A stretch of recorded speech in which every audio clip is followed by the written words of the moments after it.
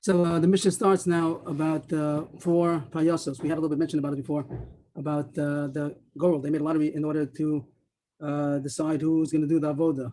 There's a very basic machlokas rishonim over here in this whole parak coming up. Did it happen on Yom Kippur? Because on Yom Kippur, the avodas with the Kohen Gadol, so maybe they didn't have all these goralos because the Kohen Gadol is doing everything.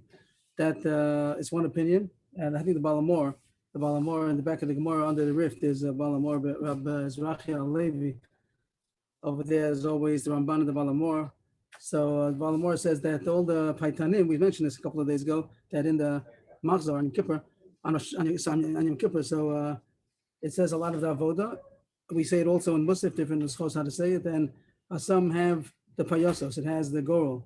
And he says it's a mistake because the goral, even though it brings it down here in Maseches Yuma, but it didn't happen in Yom Kippur. Yom Kippur, the Kohen Gadol had to do everything by himself. But others say that there were aspects that happened even on Yom Kippur that other Kohanim were allowed to do, even though the avodah of Yom Kippur itself and the Talmud also the Kohen Gadol did, but there might have been aspects that other Kohanim also were allowed to do. So maybe it happened on Yom Kippur also. But when we learn it now, we're learning a general thing that was done every day, and we'll see eventually if it happened on Yom Kippur also. So for the next couple of daf, will be maybe many daf till we get to Yom Kippur Mamish. So we're talking about the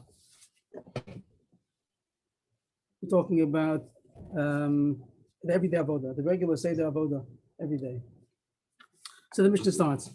Let's get a pointer over here to try to point along on the screen. Dafcha base. First, at the beginning of the second paragraph. In the first avoda was Trumas Hadesh, and we said that every day a Kohen would take off a shovel full of the ashes off the Mizbeach and go down the Mizbeach, and as Levi Yaakov showed us yesterday, to put it on the eastern side of the ramp, about 10 amos in. We'll see more details. But here it says in the beginning, who is the Kohen that was chosen to do it? In the beginning, there was no Seder. Whoever wants to do it can do it. You have to get up early, and whoever does it is first come, first serve. The first to serve. First come, the first one will be able to serve. He'll be able to not to get served, but to serve, to worship, to do and he would do it. How about if a few people wanted to? So there was competition. Was Mansheh and Reuben, there are many people that want to do it. So they would run and they'd have a kind of a race. What's involved in Bekevish, they would run up the ramp of the Mizbeach. And whoever is going to be first within Abba Amis. So it was going to talk about what it means. It seems that it doesn't go to onto the Mizbeach. The finishing line, so to speak, is not going to be the Mizbeach. The ramp goes up till the Mizbeach. So it doesn't mean that. It doesn't mean you get to the Mizbeach. It means about 4 Amis. The Gemara is going to explain that it means that he gets within 4 Amis of the Mizbeach. Whoever gets first to within 4 Amis of the Mizbeach, he's the one who wins. It doesn't mean that right away he goes and on to do the Trumas Hadesh and he has to go get Big Day Kahuna. We'll see later on what they say that everyone goes down, but he won the race by getting into the first one. How come they didn't make the finishing line to beat him as Mizbeach itself? So my idea is, that's my personal idea, that it wouldn't be Derech Eretz to go on to the Mizbeach. They're just making the race now. They're not actually going to do it. So like you make a race who gets to the shul first, but you don't go into the shul. You get till the shul. So whoever's in the zone of the Mizbeach within 4 Amos, he's the one who wins. That's the words called whoever precedes. The other ones within Abba Amos means he doesn't have to be Abba Amos ahead of him, but he has to be within the Dalet Amos of the Mizbeach. Means they're running up the ramp, and whoever gets to within the Dalet Amos of the Mizbeach first, he's the one who wins. What if it was a tie? The Moish named Shavin, both of them got there equally. So now what do you do? So now there's going to be a goal, and it's going to be a pious. The Mamuna, the one who's in charge, somebody who was in charge of, the word Mamuna means appointed one. So he says Hatzbiyu. The word Hatzbiyu nowadays is a common word in Hebrew, means to vote, to be Hatzbiya. But really, the word Hatzbiya literally means to stick out a finger, like the word Etzba. Hatzbiyu means stick out a finger. We're going to see that's the way that they made the goal. They went in a circle and they counted fingers. We'll see more details as we get further. Rashi says that once they came to a tie, so then it's not just going to be a goal between the two winners of the tie, but now everyone's allowed to join already. Once they didn't do it with the race, once the race wasn't successful to decide, so then they did a goal, and the goal, now everyone was invited to come in. Mine Mutzian, Achas v'shtayim. How many fingers do you put out when you have? We'll see later on that was in a circle, and there was somebody in the middle. The Mamuna, he was the one who counted all around. So how many fingers do you put out? One or two. You have a choice of one or two. We'll see the Gemara later on. Rashi learns that no matter if you put out one or two, each person gets one vote. It means you don't say that he puts out 2 fingers and then it gets 2 votes. That's not going to be the system how we're going to do it. Rashi introduces here a little bit more than the Mishnah says, and the Gemara will just get a general idea. Rashi says that as many konim as there are, they would be in a circle, and they would stick out as many fingers as they want, 1 or 2, no, not more, 1 or 2. And the Mamuna, the one who's going to do the counting, the goal, he throws out a number, much more. He throws out a number. Rashi gives examples. He throws out 100 or 60, much more than the people that are in this goal.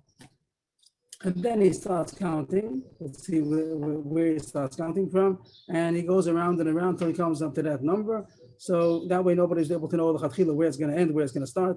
So that's the way to do the goal. So when they put out their fingers, they have a choice of putting out 1 or 2, but Rashi learns that no matter what he does, 1 or 2, he's only counted as 1. Each person gets one finger, so to speak. No difference if he puts out 1 or 2 fingers. Amos here in Agudel B'Mikdash, you're not supposed to stick out a thumb. Means you have the choice of the other fingers, but you can't put out a thumb. It doesn't say yet why. We'll see as we get on. It was a story that 2 people were running, like it says before in the original system, that it was not a goral, but first they tried to do it with a race. So 2 people were pretty tied, and they were getting up the kevish. They were on the same pace. One of them pushed the other. It's not, and the Gemara is going to be mashma that it wasn't intentional. It wasn't an intentional push, but one of them got pushed by the other, and he fell. He fell. It doesn't say if he fell off the kevish or he fell on the kevish, but his foot broke. He broke a leg. Since they saw that it's dangerous, so then they made a new takana that the first original method was discontinued. They didn't do any race anymore, and they did a pious only. Originally, the first method would be that they would try a race. If it was a tie, then they would make pious. A pious means the goral, and then they made a new enactment to nullify the original method and only always make a pious. There's no race anymore because there became sakana, became dangerous that somebody broke a leg. Altogether, every day there were 4 gorolos, so this was the first one. The first one was for Trumas Hadeshin. Excuse me, you want to see a picture of that? I don't quite understand.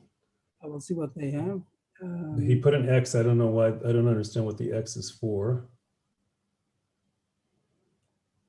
Also, I thought they show them sticking their hands up instead of, I thought into the center of the circle, but here they show it like this, like raising their hands. It seems to be his imagination. It doesn't have to be that way. You could do it the way you did it. And the one in the center is the Mamuna. He's counting all around. What is the X about? I don't know. I thought maybe because he's going to use his thumb, but he's not using his thumb, so I don't know what that was. I don't know. I don't know what they mean to say. Okay. But what is he doing? He's like counting what? Up, and then he stops at somebody and he threw out a number 62. And he goes around. I see. He starts somewhere until he ends up by 62. Starts with the guy with the X, perhaps. What is that? Oh, maybe he's the guy that won. I thought one of the Kohanim took his hat off and he started with that Kohen. Right. He's going to say that later, and I don't see anybody's hat off here, so I don't know what he means. They should have shown one without a hat. Maybe the X has to do with that. Okay, so they should have taken off his hat then. Okay. Maybe that's why I put the X on the top of the hat. What is that? You put the X on top of the hat to show that it takes it off. Okay, could be. Okay. So the Gemara continues. The Gemara asks, why did they first make this first method that they had a race? And all the other avodas coming up, the second, the third, the fourth, there was no such thing about a race. They right away made a pious. Yeah, they tried to do it with a race. It didn't work. And then they made the pious. Why? Why did they not make right away a takana to make a goal? The answer is Meikar is so given the word the slightly lo chashiv lahu v'lo asu. The Gemara told in the beginning that it's not such a chashiv avodah. The Trumas Hadeshin is not so chashiv. The fact that it's mutter to do it even at night, not like other avodas of the karbanos that are mutter dafka in the day. It's not such a chashiv avodah. So probably there's not going to be such a demand. So it's not necessary to make a payis. A payis is when a lot of people want something, so then you have to make a method of deciding who. But probably, Bakoshi will get somebody who's going to come. So they didn't think that it's necessary. They thought people are not going to come. Just again, the words, originally they thought that since it's an avoda that's kosher even at night, so it's not considered important, it's not significant to people, and they're not going to come. But then they saw that they came. The Kohanim were interested, they were interested in trying to do Trumas Hadesh, and even if it's not a chashuv avoda, but whatever they could do, they wanted to do, they got up early in order to do this Trumas Hadesh. So therefore, they were a lot of people, and it even happened also a sakana. The Gemara doesn't just say that since there's a lot of people come, so they decided to make a payis right away. It seems that in order to change the old system, either something happened, something aroused them to change. There were so many people that it came even the day sakana. Also the day sakana, it was dangerous because people got hurt. Therefore, tekin lo payis. So that's why they then made the second method to be a payis. But originally they thought it wasn't necessary. The Gemara Sakasha, if that's so then it doesn't make sense how later on we're going to see that. There are avodas that they made a payis, even though also it's not a chashuv avoda. If that's the reason why they originally didn't make a payis over here, so they should have originally not make a payis by other avodas also. Avodas lailahi. Avodas means the avoda to put the limbs of the korban ola and the fats of the korban chatas to put it on the mizbeach, means the burning. There's one avoda, the main avoda of the korban is the shechting, and then there's rikas adam, shchita kabbalah, halachas rika. That's the avodas adam. Later on, to put the avorim onto the fire on the mizbeach that it should burn is really kosher even at night. It doesn't have to be dark in the day. Of course, it was early in the morning. This was the korban tamid. There's the korban tamid later on, tamash ben arbaim. But you're allowed to burn all the fats on the mizbeach at night. So the Gemara is asking if you think the reason why it's not chashuv is because Trumas Hadesh is kosher even at night, and therefore it's not chashuv, and therefore people are not going to come, so it doesn't need a payis. So then avorim u'pedarim also there shouldn't have been a payis because also it's avodah which is kosher at night. By avorim u'pedarim, the avodah slightly the kilo rabbanan paisa that they did make a payis even though it's avodah which is kosher at night, and you don't say that it's not chashuv. Probably nobody's going to come. You don't say that. Then my answer is sof avodah the imamah. It's true that it's kosher at night, but it's a continuation of an avodah which started during the daytime. It means the korban itself was slaughtered, and the zrikas adam, everything was in the daytime, and then this is the ending off of the daily avodah. So therefore, that is considered chashuv. People look at it chashuv because it's the tail end of an avodah, which is yes in the daytime. So the Gemara says, if that's as far that makes it significant. So Trumas Hadesh is also considered the beginning of the avodah, even though it's kosher in the night, but it's the beginning of the day avodah. The day is going to start soon. It's going to soon be it's dawn, and there's going to start the avodah of the korban, and this is preparation. Trumas Hadesh is to get the avodah, the beginning of the avodah. Yesterday's korban, it seems to be that it's the beginning of today's avodah. So why don't you say that it's considered chashuv because it's the front end of the avodah which is going to happen during the day? What's the difference between saying that it's the tail end of the avodah or it's the front end of the avodah, even though it's kosher at night? And how does the Gemara know that it's considered tafel? It's considered part of the day avodah coming up. There's a machlokes if somebody was up at night and he had already done kiddush adayim b'raglayim. A kohen would already sanctified his hands and feet from the kior the way he's supposed to do, and it was still at night, and now he's comes daytime. Does he have to do it again? So there's a machlokes Rashi brings down, and there's a mandama that says that he does have to. Once it comes day, so it's a new day, even though he's up from the night, it's a new day. He has to do kiddush adayim b'raglayim again. But the Rebbe Yochanan says, even according to him, if he did his kiddush adayim b'raglayim, if he sanctified his hands and feet for the purpose of Trumas Hadesh, so l'mochar doesn't mean. L'mochar means when it comes light. It comes now the daytime. So he doesn't have to do it again, because he sanctified his hands already from the beginning of the avodah. So those words, from the beginning of the avodah, that means that the Trumas Hadesh is considered the avodah of the coming day. So if you say that the fact that the avodah of night is connected to the day in the following night, so since it's the end of the day, it's continuing after the day avodah, so it's considered chashuv. So then Trumas Hadesh is also considered the beginning of the day of avodah of the day. So why is that not a reason that would have been significant and the Kohanim would want to do it? And why did they expect nobody's going to come? So the Gemara says, no, Yochanan didn't mean that.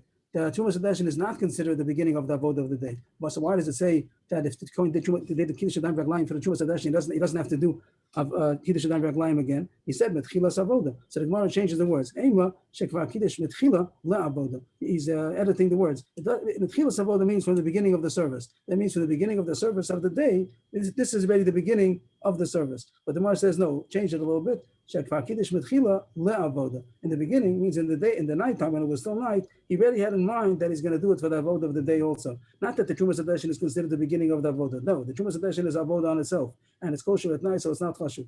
But when a Kohen does a Kiddush Adayim B'Raglayim for Trumas Hadeshin, he also has in mind that it's going to be for the avodah coming up of the day, so the kavanah is good enough.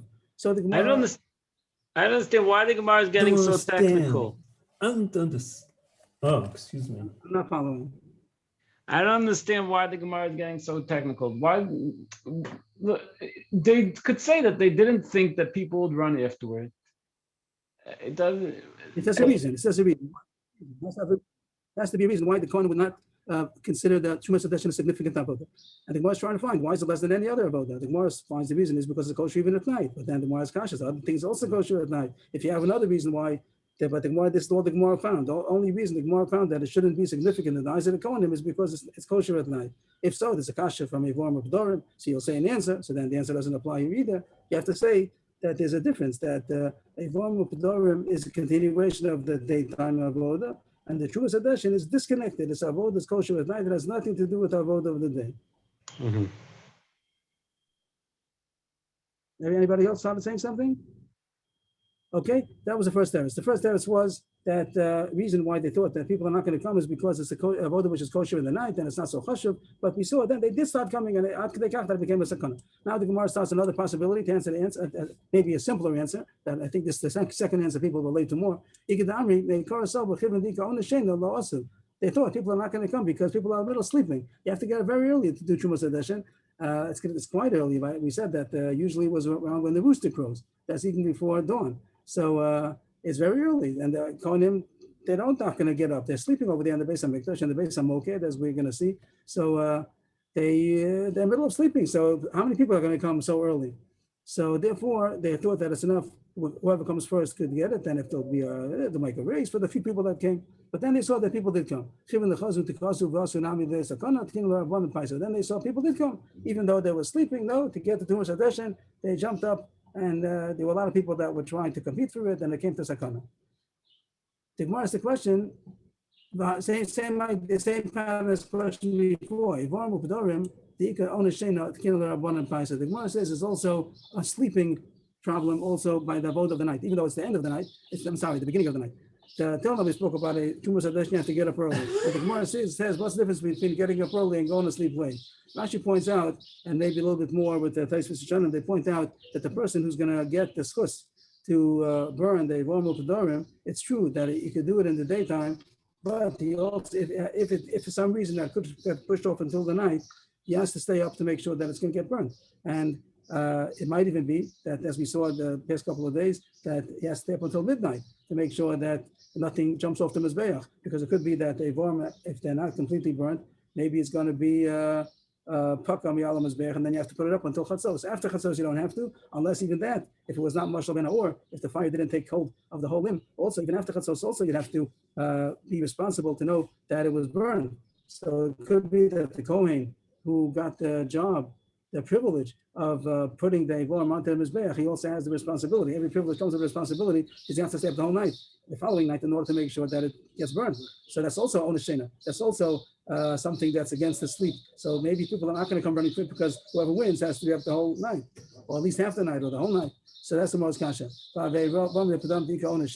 still to Kemel Rabbanan Paisa. If we say that people are not running to do a job which is going to interfere with their sleep, and that's why we thought that they're not going to be running to do Trumas Hadeshin. Running, I meant that not literally. I meant they're not going to be so enthusiastic to do the Trumas Hadeshin because they have to get up early. So maybe a Vorm of Adam also there shouldn't be a pious, because who's going to come? Whoever's going to do it is going to have to be responsible to be up at night. So the more answers, there's a difference. Shani, and this I think people relate to this very much nowadays. Shani Migna Mimekam. There's a difference between sleeping and getting up. It's easier to go to sleep late than to get up early. That we find that very much, that people can stay up very late, even though you talk about how many hours of sleep they're getting, they go to sleep late. So here the Kohanim, they're okay, once they're up already in the day, they'll stay up at night also. But to tell them to get up early, that's difficult. So therefore, they thought that Kohanim are not going to come, and they saw that even Kohanim came to that also. So they made then they had a race, and then it was dangerous, and then they made a price again. So those are the two. Kohen's reason.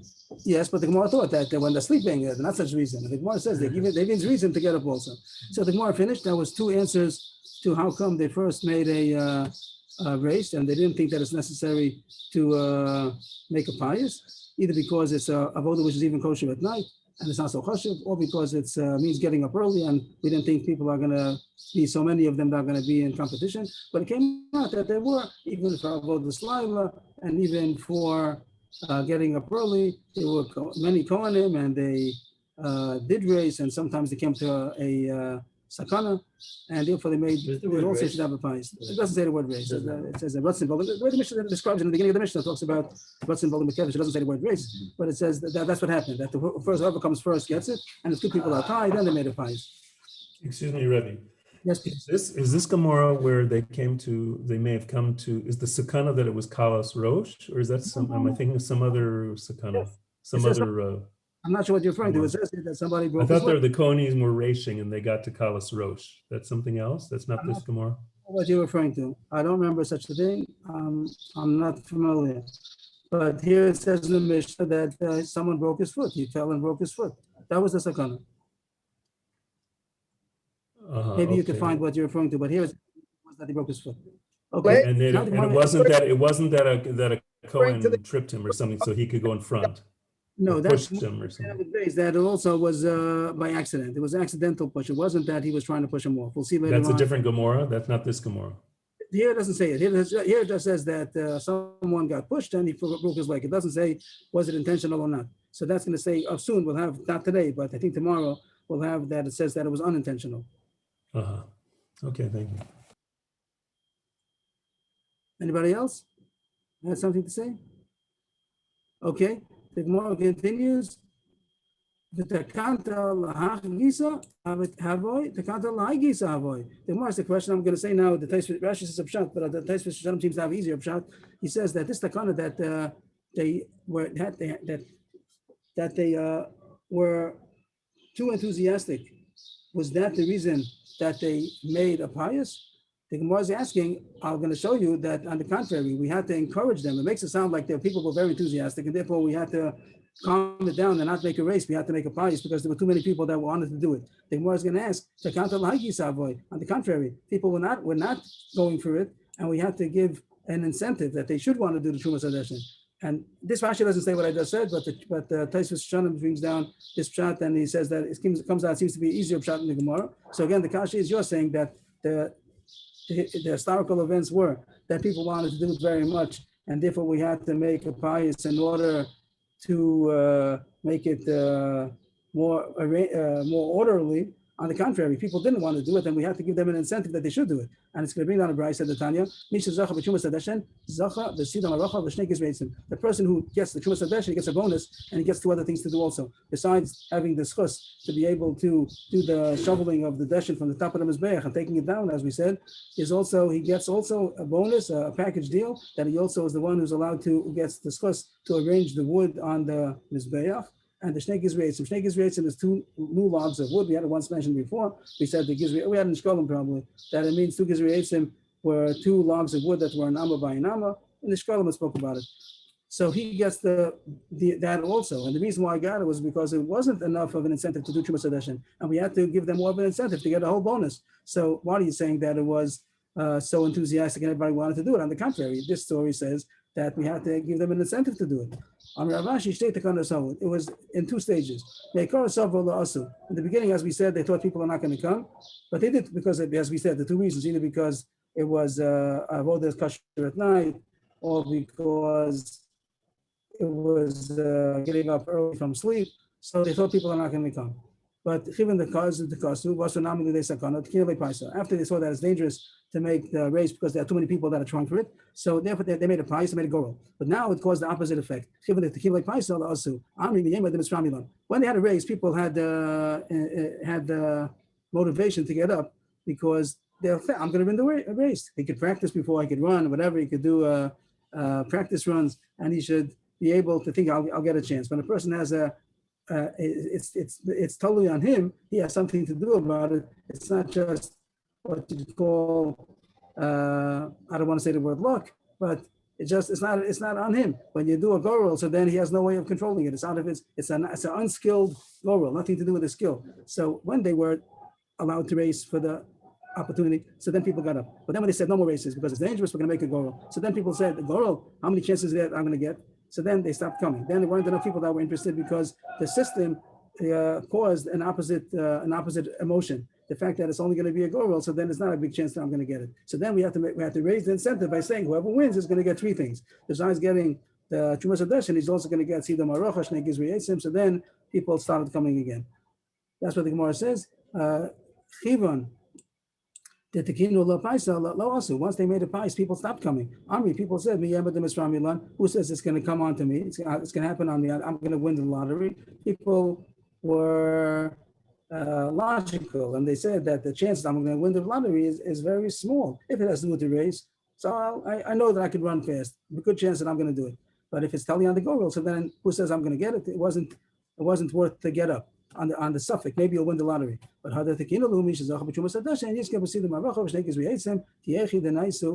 therefore they made the bonus that he's also, whoever gets Trumas Hadesh and also gets together with that the schus to organize the wood and also to put the two new logs onto the mizbeach. So then everybody came. People will come now. They'll be interested in getting such a big schus. I have a picture of Shnei Gizrei Eitzim, but I don't understand what he's holding. It doesn't look like it's logs. Okay, let me get it off over here. Yes. There seem to be a few klalim in this Gemara about motivation. Yes, true. So the pictures does seem to show two logs. It's each log is an amma by nama. Each log is a board that's an amma by nama, and they're pretty thin. They want Shkolim. We had in Shkolim, there were a few opinions over there how thick it is, but it does seem to be a square. Two squares. But these are logs. The logs are on the, yes, but the Shnei Gizrei. You would get to add these two amas. Is that the idea? Right. And the Gemara over there says the Yuma, the Yerushalmi over there spoke about that the original Maracha on the Mizbeach of Moshe Rabbeinu in the Mishkan was only one amma. The whole Mizbeach was 5 by 5, and the place of the Maracha in the middle, besides taking away the Ben Akronos and the Mokum Hilach Ragli Akohanim, was left an amma and amma in the center. That was the size of the Maracha. Okay, and then I also have this. I'm not sure what the point of this one is. He just shows how he's organizing, arranging the wood. That's what it says in the bottom. He's the one who arranges the wood. What are those ashes? What's the black mound? It's a pile of ashes. The pile of ashes. Pile of ashes. Yes. Okay. Okay, thank you. Rav Manuel, you're right about the motivation. Incentive. You see all. Motivation.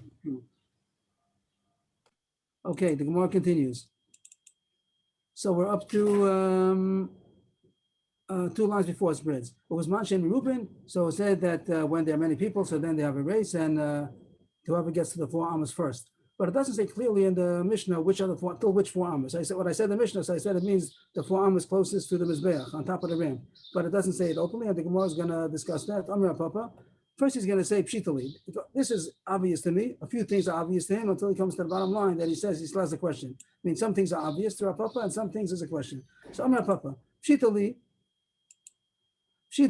arba amos the arba low. It really doesn't mean the 4 amas someplace on the floor. It means when it says he gets into the 4 amas first, he gets into the 4 amas zone first. It doesn't mean 4 amas on the floor, on the bottom of the ram, because it says openly that it's on the kever. It wasn't Bola Kevish, and it says that it's on the ram. Also, Kamais and Namilo also doesn't mean the bottom. Why? Yes. I don't understand why the Gemara is making a whole thing over here. It's not something inherent. It's what the Chazal made a takana before the takana was batal. So we want to know. So what's the question? We want to know what it was. What's the question? Well, what's irrelevant? What it was? It's not kaddishtika thing. So it's a takana they made, and it was this battle. The Gans is asking, what's the difference? Since it's history, my dava, the same way we say about history that it wasn't on a person, so it's not important to know. So how come here is it important to know what the original takana was, since anyway it was nullified? And for that matter, why does the Mishnah even say that was the way to do it? Maybe because the first sugya tells us about the chashivas of the Trumas Hadesh and the sugya with Aslan, maybe that has relevance. But how come this Gemara, where the original finishing line was, why should that be a difference? I don't know. Okay. The Gemara says that when it says that within the 4 amas, so it doesn't mean on the floor because it says openly the Mishnah, it means in the kevesh. The question also, Kamaisa Nami law, doesn't mean the bottom 4 amas of the kevesh. Whoever gets to the bottom 4 amas of the kevesh first, also that's what the Mishnah means because Rasan Volim kevesh Tanan, it says that they go up the kevesh. If it would mean whoever gets into the bottom 4 amas of the kevesh, then as soon as whoever touches the kevesh first, he gets 1 foot onto the kevesh, he already won, and there's no running. They might be running on the floor. But here it says they're running on the kevesh. So you can't say that the finishing line is the bottom 4 amas. And as soon as you get into the bottom 4 amas, you won. It also can be. But it says Rasan Volim kevesh Tanan. It says that they run up, and then it says whoever gets into the 4 amas first. So it's obviously not the bottom 4 amas. How about someplace? Can I show another diagram here? I'll just push the Gemara to the bottom. The Beni Nami Lo, the Lo Masayim Milsa. It also does not mean someplace in the middle of the Mizbeach because there's not any Davar Mesuyam. There's no exact place in the middle of the Mizbeach that should be a marked place. Pshita li de lagabi Mizbeach Tanan. So it goes without saying that when we said the 4 amas, it means the top 4 amas. Whoever gets into the top 4 amas of the ram first. Yes, Lev Yaakov.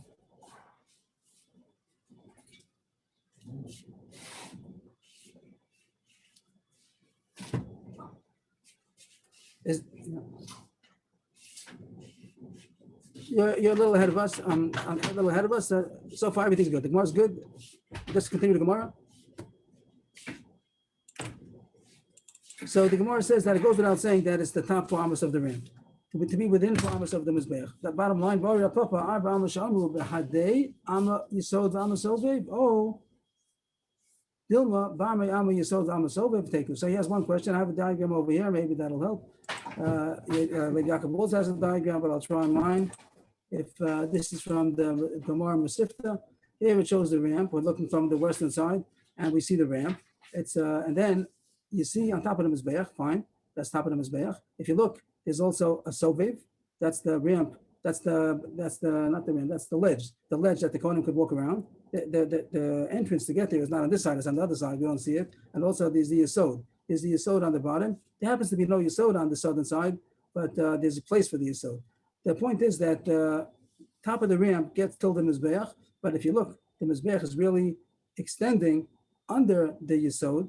They showed a cutout, how the ramp itself, the straight side of the ramp, this straight side of the ramp, it had an indentation in a way that it would go over the Yesod, over the Sobev, and it would go over the Yesod. So when the Gemara says that when you count 4 amas from the Mizbeach, doesn't mean from the top of the Mizbeach, which would mean that this would be the finishing line, because it's 4 amas from the top of the Mizbeach. But if you count that we say 4 amas from the Mizbeach, it means from the bottom of the Mizbeach, so to speak. So there are 2 amas that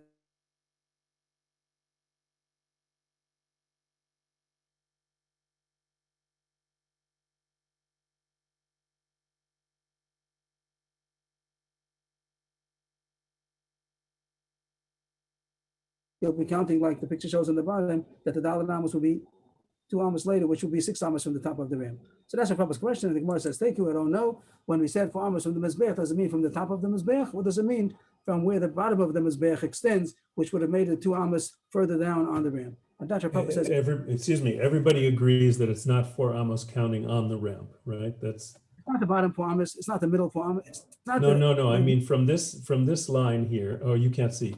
From the closer to the Mizbeach dotted line to the top, is going to be more than 4 amos because it's an incline. Nobody agrees that there would be 4 amos. That would be even less. It's very minute Maybe difference horizontal. between the incline and not. The Gemara doesn't look at that. The Gemara just means 4 amas from the top or 6 amas from the top. That's going to be the point.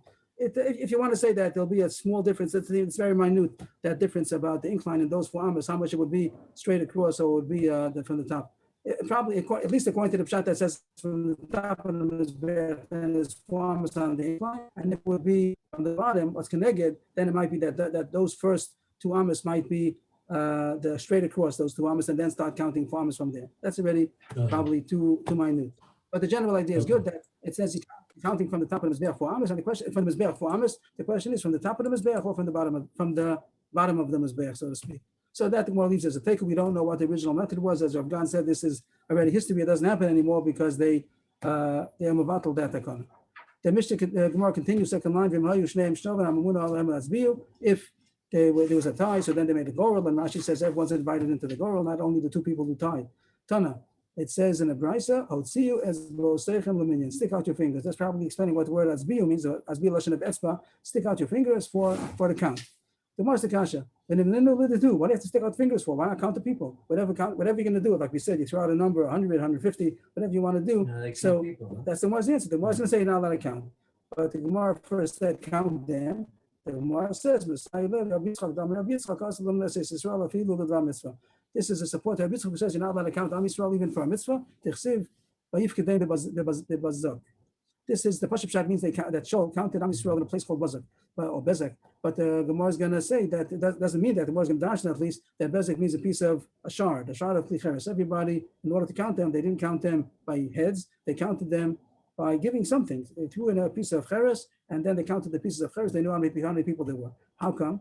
How come you didn't count them? Because you're not allowed to count. The truth is, it says in Parashas Kisis already, when you count Am Yisrael, you're supposed to give a kofar nefesh. So you see, you're not supposed to count only with, there's a problem. There's below Yem negative. Here it says that you're allowed to count by giving something. If you don't do it by head, you do it by something, so then it's easier. The Rishonim say it also has to be for a good reason, because if not, even if you're doing it through sales, you're also not supposed to, if there's no reason. Here there is a reason. The Bar Mitzvah, you're counting them for the Tumas Addition, but still, you can't do it by counting heads. So you count fingers. Counting fingers is not considered counting heads. Even according to Rashi, that says that even if you put out two fingers, you count each person only gets, you're counting people through the fingers. That's also good enough. Even though you're counting how many people there are, but you're doing it through something. Like over there, right? That each person gave a piece of cheres. A finger is also not called the person himself. If you count the head, that's the person. But his finger is not essentially the person.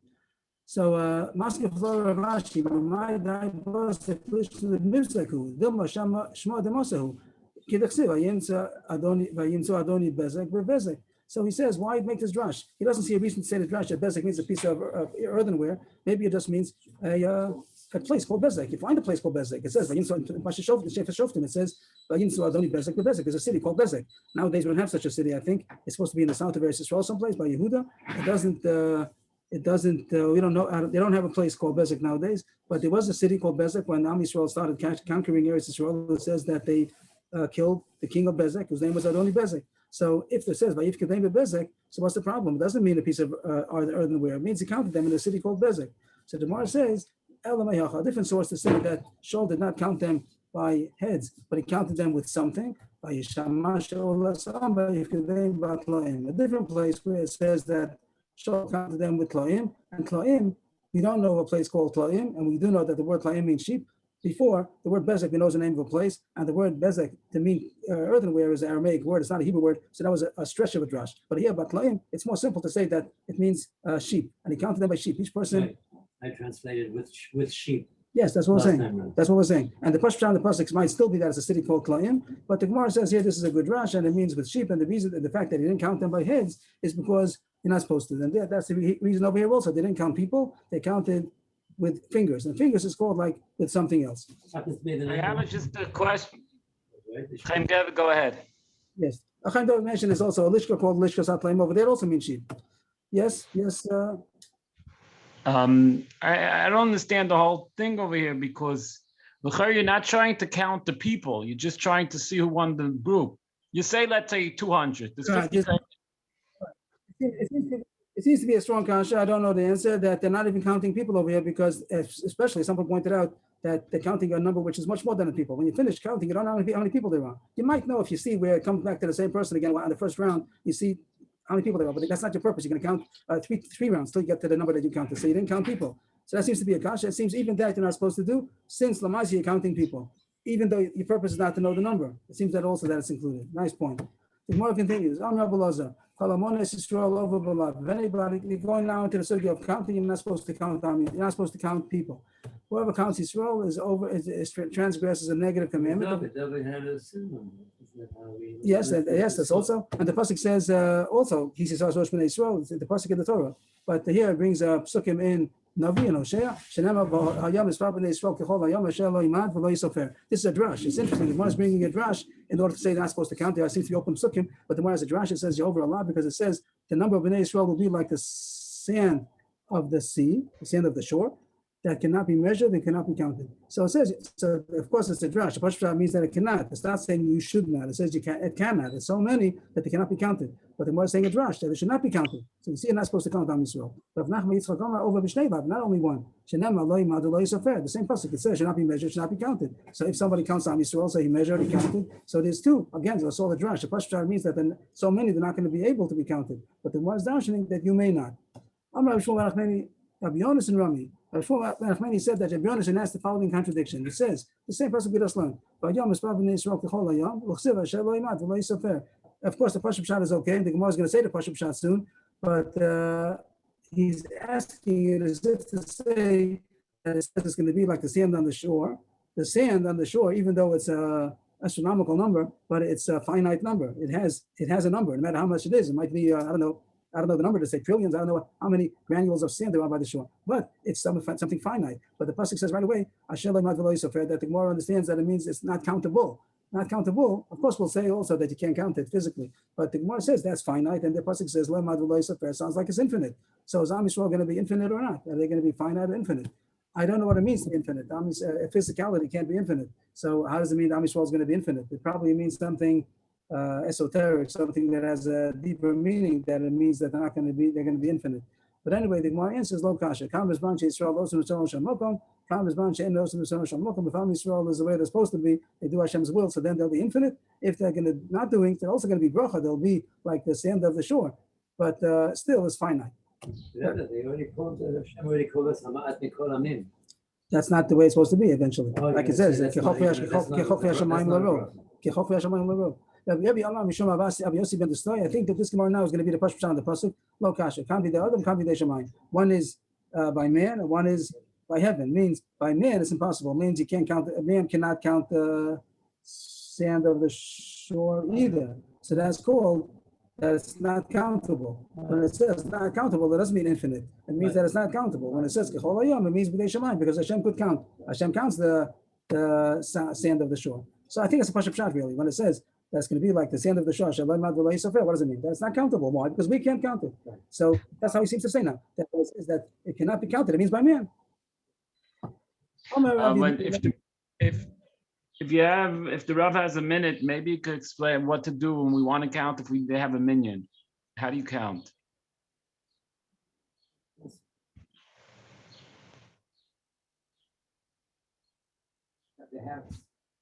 So it's being Moshe is saying that you're allowed to count the hands. The same way you're allowed to count fingers. The Gemara seems to say a buzz-up, that's not called a person, only if you count heads. Even if you count fingers, it's okay. And if you count the heads or the yarmulkes, that's also maybe not called counting people. Also, what about pasuk? He's saying that he's blessing Am Yisrael, that Hashem should bless Am Yisrael. Is that and what you're not counting? You're not saying a number, but you're getting. You know that Ad Olam. You know that Ad is 9 and Olam is 10. That's okay as long as you didn't say a number. Okay, that doesn't have a source in the Gemara yet. I don't know, but the case of counting the hands would be okay. I don't know. I don't know the answer. A good answer. Okay, that's what people do. Probably they're both good. I don't know. Okay, I just know that Chaim Kanievsky, the first sefer that he wrote is Nachal Eisan. That's about Eglah Rufa, and over there he has a whole on that sefer. He has a whole issue about these halachas. I'll try to look into it more. What is? It's not put down in Shulchan Aruch as far as I know. I don't see that it's put down in Shulchan Aruch. I think that Asalimnos. What does it say here? There's an aleph over here. It brings a Rambam. Rambam brings down, but it's not put down in Shulchan Aruch, so I don't know enough. Maybe I have to look into it. Thank you for bringing out the halacha l'maisa that has to be looked into. The Gemara continue. I just want to correct something.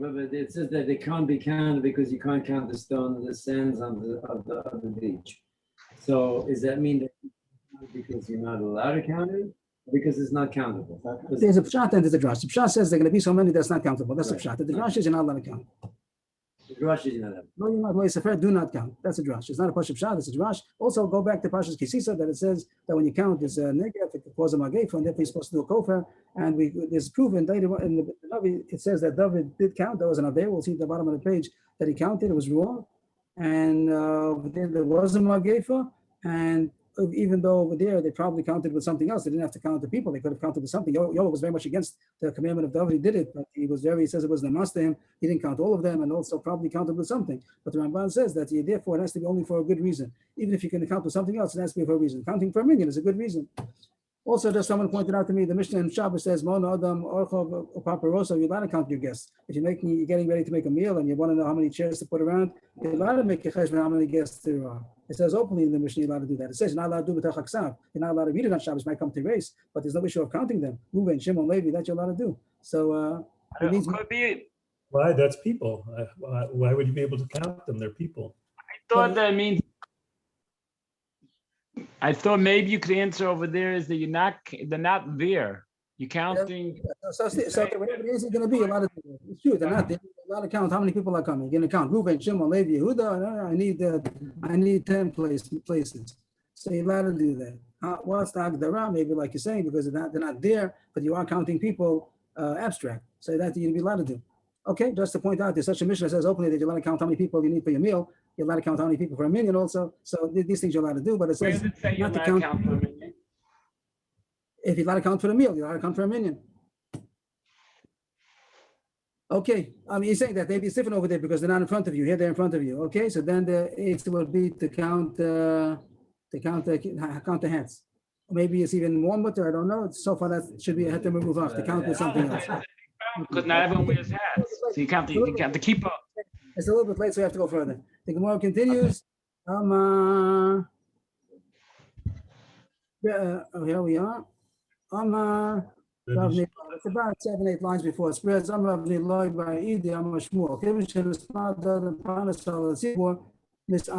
a person is appointed to be a leader of a tzibur, he's going to get wealthy. It's going to be like it's in the schus that he's the parnas. Yeah, before the Kohen Gadol is supposed to be rich, and if not, the Kohen is supposed to make him rich. It doesn't say that over here, but it says someone's going to be a parnas, a leader of a tzibur, he's going to get wealthy. How come? How do you see that? In the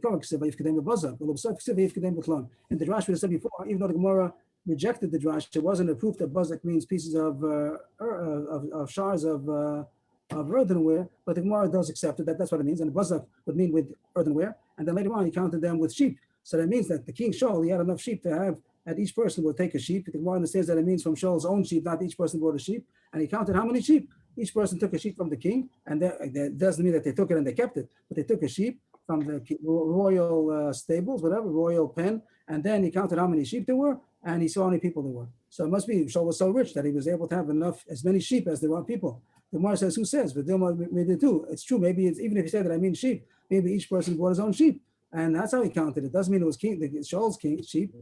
The more answers came my repusa the most. So then the person wouldn't have bothered saying it because it doesn't show anything. So what's the difference if it's sheep or what's the difference if it doesn't show anything? It must be that's coming to tell you that Shaul became rich. The more now goes Agadata, but once we mentioned about Shaul counting, so we go into the Agadata about Shaul, not after about counting, we're going into the subject of Shaul. It starts off 3 lines before it spreads. The Pasha talk about over there by Amalek, that Shaul was warring with Amalek. Vayarav is warring with the Nachal in the valley. Amr Abmani Aliske Nachal. So the Gemara says that Rashi that they was fighting about the issue of Egla Rufa. That Nachal means over there, you take it to Nachal Esau, that it says by when someone was murdered and we don't know who the murderer is, so the tzibur brings a kapara, they bring Egla Rufa. And Shaul made a rib about that. It means he made some kind of a diyun. He was judging something based on Egla Rufa. What did he say? When Hashem told Shaul to strike Amalek, to kill Amalek, even for one person who was killed, the Torah says that you should bring a kapara for that, you have to bring Egla Rufa. All these people, surely, that were killing so many people. The Mefarshim say over here, Tosfos Yeshanim says that it means that somebody was killed innocently. So he's saying, is there nobody innocent over here? It's true, we have to kill Amalek, but is nobody innocent? That the animals didn't sin and the children didn't sin. They're not considered responsible for the sins that they did. So therefore he said that for the children that we killed, let's bring the animals as a kapara. The same way you need a kapara if you killed an innocent life. So they did kill the children, but they should have also killed the animals also. And he said he was making a cheshbon that the children were innocent, so we should bring a kapara for the innocent children that were killed.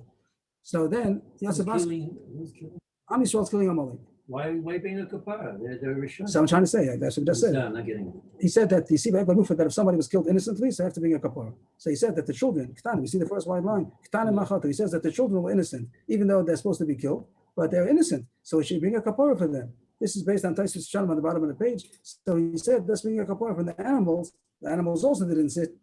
Let's bring a kapara for the children that were killed by bringing the animals. So Yosef Baskal Vamelo, Alti Tzadikarbe. So Baskal came out and said, don't be Tzadikarbe. This is a pasuk in Koheles. People, the literal translation would sound like, don't be too righteous. It means don't be more righteous than God. There's also another pshat that seems to be the more pashut pshat, that don't be so justifying. The word tzadik means like matzdik, not to justify too much. A person is always justifying everything. That's a problem. Also, al tir don't be so blaming. So he was being, you could say, if you want to say the simple words, don't be over righteous. Hashem said to kill, so don't do different than Right, Hashem wasn't said. it the right Overshah, I just have to finish. Overshah Hashem lo shol l'doeg so the fact that he was not balanced and we're doing exactly what Hashem said. So here he was trying to be more machmir. And then later on, he was more lenient. But when it came to the problem with Novi Arkonim, that he thought that they're rebelling against him. So over there it says that he killed everybody over there. The animals also says over there he killed everybody. He killed the children and the animals. And over there, Al Tirshab. It means he was all balanced in his justification of a Molech. Then he was all balanced also. And now he's supposed to judge Novi Arkonim also.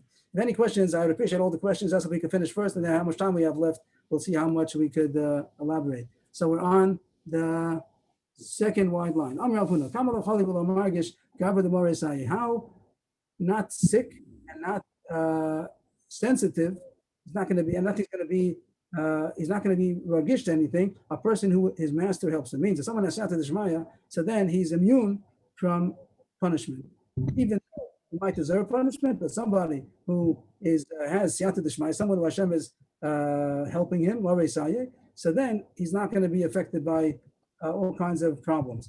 It more explains that David, I think that somebody says here, I'm not sure what the Metzias Chen means, but the reason why David, Matzah, and therefore David was immune to punishment more than Shaul. Shaul, if one was going to say that Shaul made one mistake and he was punished for it. Shaul made two mistakes and he wasn't punished for it.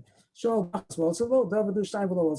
made one mistake, one avera, and it came up, it means it counted for him. Again, he was punished for it. I think Gemara is going to say, just to make it a little bit clearer, right away, it's going to be punished, something in his own, personally punished. And David, there were two averas that he wasn't punished for. So you see that David had some kind of Moreh Sayed, that Hashem, special Siyata D'Shmaya for David. And now Gemara is going to explain what were the sins that Shaul did, what did David do. Shaul Bachas Mai, what was the one sin that Shaul did that he was punished for? Ma'aseh Agag. That was a story by Amalek that he didn't kill Agag, and because of that, the kingship was taken away from him. But for one avera, he was punished. But Gemara says, why say there was only one avera? There was other averas. But said the Novi Arkonim, that also was an avera. That maybe that's the reason why the kingship was taken away from him. So Moses says, no, historically, the kingship was taken away from him even before Novi Arkonim. After that first story that he didn't kill Agag, that's when it already was decreed that Hashem said, I have regret that I made Shaul to be king. And for one avera, he was punished. The more continues, but David, even though he did two averas, he was not punished. David B'shtayim, what are the two sins of David? Uriah Udasas. Uriah means that he killed Uriah Achiti in order to take his wife. And we had the Gemara, we had the Psukim over there. And Hasasa means that he was enticed to count Bnei Israel. This is the way the Gemara calls. Over there, the pasuk says that Hashem, he had a lure, he had a inclination. He was convinced to count. That's the vera of counting Bnei Israel that it says at the end of his life. He counted Bnei Israel, then a Gefa came. So the Gemara says those were the two sins, and he wasn't punished. The Gemara is going to say soon he wasn't punished personally. He himself wasn't punished. The Gemara Kasha, there were other sins also. Why do you say that there were only two sins? There were three sins. So I could have said that the fact they took Basheva is also considered a sin. Either Eishes, even if it wasn't Eishes, but it was wrong to take Basheva. Besides the fact of killing Uriah, also the fact that they took Basheva. So it could have said that there are three sins that David did and wasn't punished. The Gemara says no, that he was punished for. Over there he was punished for Basheva. Which is Yeled, Amnon, Tamar, Avshalom. Over there the Navi came that you sinned, and it says the mashal about the man who had one sheep and the neighbor had many sheep, and he took the 4 man sheep, which is the mashal for Uriah, only one wife. David had many wives. What he has to take his wife for? And it says that David said that the punishment is that he should pay 4 times as much. And the Navi said that's what's going to happen to you. So what was the four that David was punished? Yeled, Amnon, Tamar. Yeled means the child that Bathsheba was pregnant with at the time, and he died. Amnon, that he had relations with Tamar, and then he was killed by Avshalom. Tamar, the fact that she was abused, and Avshalom, and he also was killed, or the fact that he rebelled against him, whatever the point was. So these were the four punishments that came on David because of the sin of Bathsheba. So for that, he was punished. But the two, Uriah and Asasa, he was not punished. Even though he did two sins, he wasn't punished for them. He was punished. He was punished for Uriah and Asasa also, or Asasa. The thing of counting Bnei Israel, he was punished. Pasuk says openly, the Sid, Vayithen Hashem Dever, maybe Israel Me'aboker Ad Eis Moed. There was a plague over there. It says many people died because of that sin. So why does it say that David wasn't punished? The Moed says he personally wasn't punished. Am Yisrael was punished, and of course he felt terrible about it, but he personally wasn't punished. The Moed says so by Bathsheba, we just said a second ago, Yeled, Amnon, Tamar, Avshalom, and that's why he was punished over there. He wasn't punished over there also. That's not personal. That was his children, but it wasn't personally. The more says, besides the punishments that we said about the child and Amnon and Tamar and Avshalom, David has another punishment also for the sin of Bathsheba. Another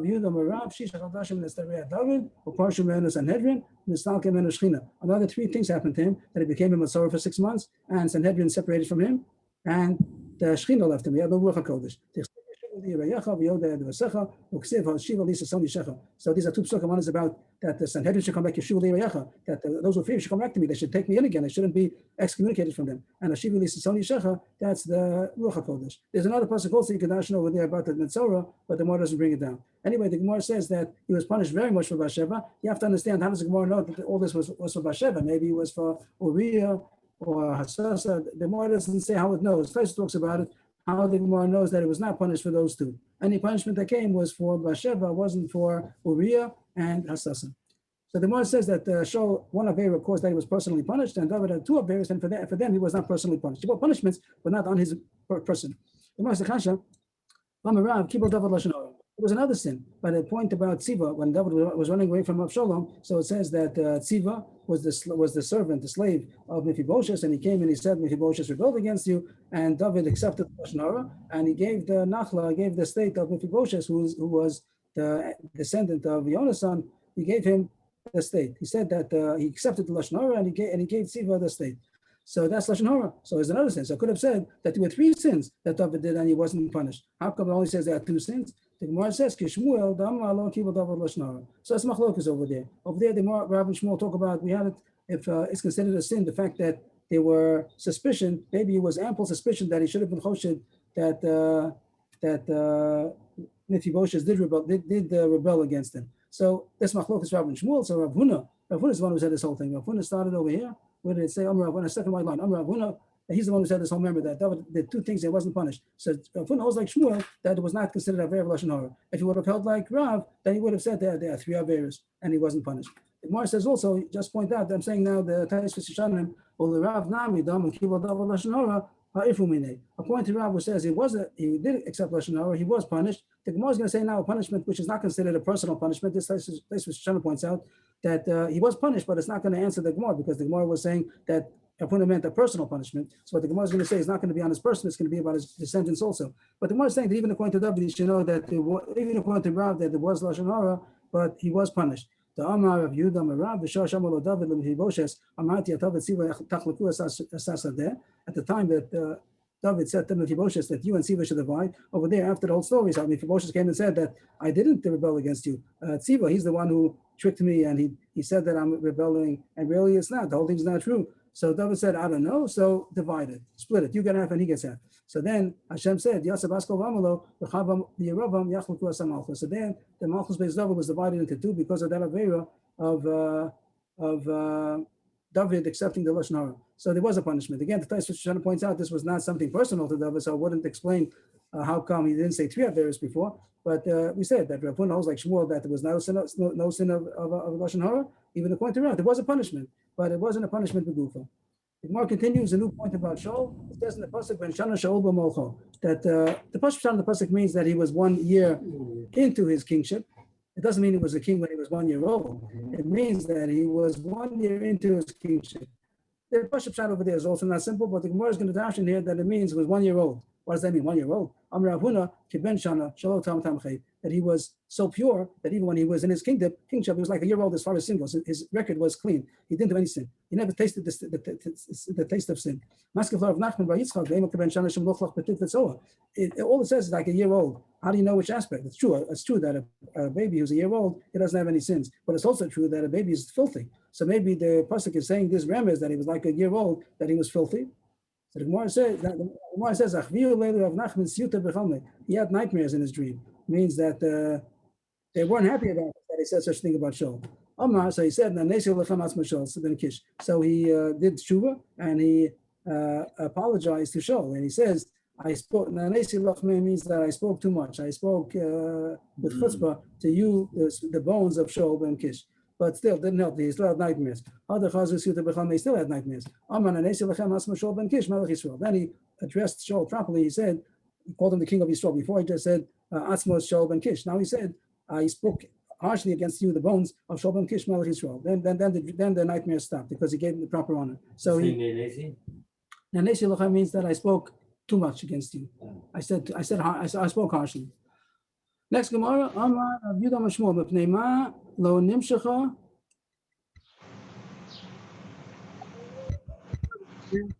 continuation, that it was over. The pasuk says why it was over, because of the sin of, but the Gemara wants to know what was the shorish. Because there was nothing wrong. The Gemara is going to say that a king, somebody in leadership, should have some blemish in his yichus, that he shouldn't be arrogant. The